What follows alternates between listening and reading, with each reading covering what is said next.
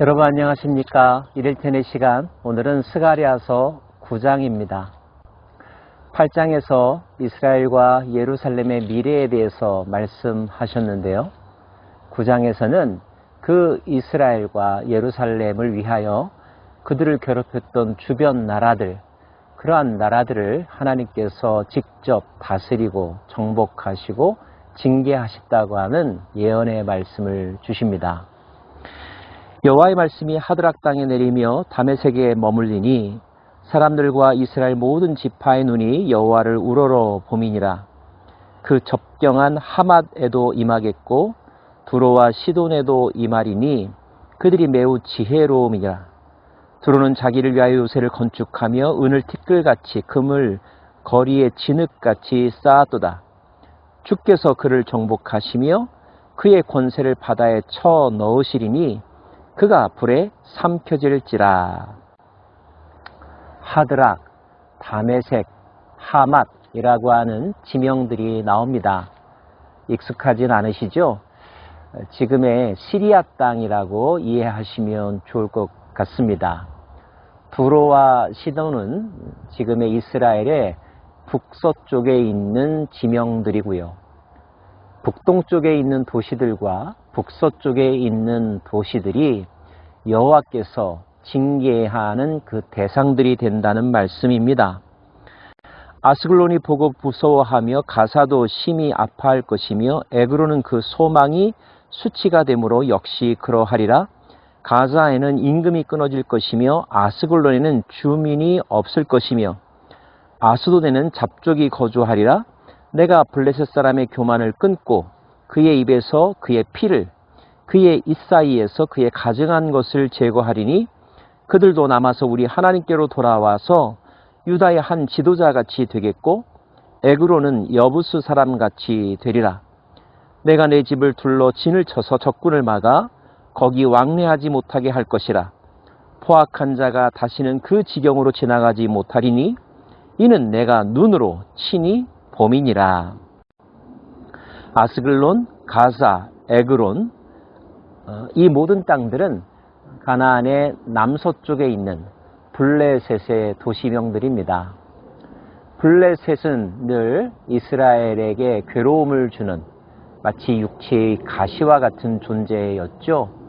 그런데 그 블레셋이 이스라엘의 북동쪽의 나라들이 멸망하는 것을 보게 될 것이고 북서쪽의 두로와 시돈이 멸망하는 것을 보면서 두려워하게 되고 그들이 살 길을 찾게 될 것인데 심판 가운데 살아남은 자들은 여부수족들처럼 하나님을 찾을 것이다. 하나님께로 돌아오게 될 것이다 라고 하는 예언입니다. 종합하면 유대 주변의 나라들, 유대를 괴롭혔던 나라들을 하나님께서 징계하시고 그 징계 가운데서 정신을 차리고 하나님을 기억하는 자들은 하나님께로 돌아와 유다 백성들과 더불어 하나님을 찬양하는 하나님의 자녀가 될 거라는 예언입니다. 더불어 하나님은 회복될 이스라엘, 예루살렘 그 땅을 다스릴 새로운 지도자, 새로운 왕의 출현을 알려주고 있는데요. 시온에 따라 크게 기뻐할지어다. 예루살렘에 따라 즐거이 부를지어다. 보라, 내 왕이 내게 임하시나니 그는 공의로우시며 구원을 베푸시며 겸손하여서 나귀를 타시나니 나귀의 작은 것 곧 나귀 새끼니라. 내가 에브라임의 병거와 예루살렘의 말을 끊겠고 전쟁하는 활도 끊으리니 그가 이방 사람에게 화평을 전할 것이요 그의 통치는 바다에서 바다까지 이르고 유브라데 강에서 땅끝까지 이르리라. 환난과 억압과 괴롭힘을 당하는 사람일수록 세상의 공의가 어디에 갔을까? 하나님은 왜 저렇게 악한 자들을 벌하시지 않는가? 하는 생각들이 가득하지 않습니까? 그들의 바램대로 새로 나타날 왕은 하나님의 공의를 행하는 왕이라는 것입니다. 더불어서 그 왕은 구원을 베풀며 동시에 겸손한 자라고 말씀하십니다. 공의를 내세우다 못해 교만하다면, 힘을 마음대로 사용한다면 그들에게 유익이 되었던 공의는 어느 날 또 그들에게 해가 될 수도 있겠죠. 그런데 새로운 왕은 진리와 공의를 행하는 동시에 겸손의 덕을 가진 자라는 것입니다. 배려할 줄 알고 절제할 줄 알고 양보할 줄 알고 기다릴 줄 아는 왕. 그에게 왕권이 주어졌지만 왕이신 하나님을 겸손히 섬기는 왕. 그러한 왕이 출현할 거라는 거죠. 겸손의 상징적인 표현으로 나귀를 탈 것이라고 하는 표현이 나와 있습니다. 어쩌면 가장 비천하고 보잘것없는 짐승이죠. 그런데 왕이 나귀를 탄다는 것입니다. 그것에서 보여주는 겸손함, 서민적인 모습, 가난한 자들과 평민들과 함께하는 왕의 모습을 보여주고 있습니다. 그리고 그는 에브라임과 예루살렘, 유다 모든 족속들로 하여금 전쟁을 그치게 하고 평화를 선포할 것이다 라고 말하고 있습니다. 전쟁과 대립의 시대에서 평화와 대화의 시대를 이끌어갈 왕이 새롭게 나타날 거라는 것입니다. 태평성대가 임할 것임을 보여주는 예언이라고 말할 수 있죠. 그런데 우리는 이 예언의 말씀을 읽으면서 생각나는 한 분이 있습니다.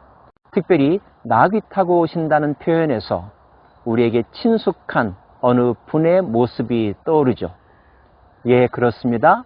바로 예루살렘에 입성하시는 예수님이 이러한 모습으로 그 도시에 들어가셨죠. 그래서 제자들과 많은 사람들은 예수님이 이 스가랴에서 예언된 메시아의 모습을 그대로 재현하셨다고 해석하고 있고, 그 예수님이 바로 메시아임을 더욱더 확신하게 되었습니다. 그 예수님은 전쟁 대신 평화를 선포하셨고 모든 열방과 민족들의 진정한 왕이 되셨죠.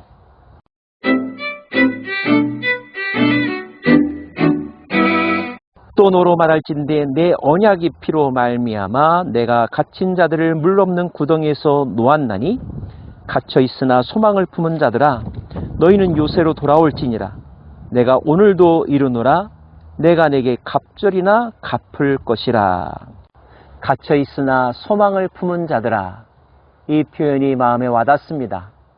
억압과 절망 속에서도 포기하지 아니하고 하늘로부터 주어지는 새로운 시대를 꿈꾸는 자들, 그런 꿈을 꾸는 자들은 반드시 그 꿈이 실현되는 것을 보게 될 거라는 거죠. 하나님께서 구덩이에서 놓아줄 것이요, 새로운 왕과 더불어서 새로운 시대의 새 주인으로 살아가게 될 것임을 말씀하고 있는 것입니다. 새로운 왕과 함께 살아갈 새로운 시대는 또 어떤 일이 일어날까요? 내가 유다를 당긴 활로 삼고 에브라임을 띄운 화살로 삼았으니 시온아 내가 내 자식들을 일으켜 헬라 자식들을 치게 하며 너를 용사의 칼과 같게 하리라. 여호와께서 그들 위에 나타나서 그들의 화살을 번개같이 쏘아내실 것이며 주 여호와께서 나팔을 불게 하시며 남방 회오리 바람을 타고 가실 것이라.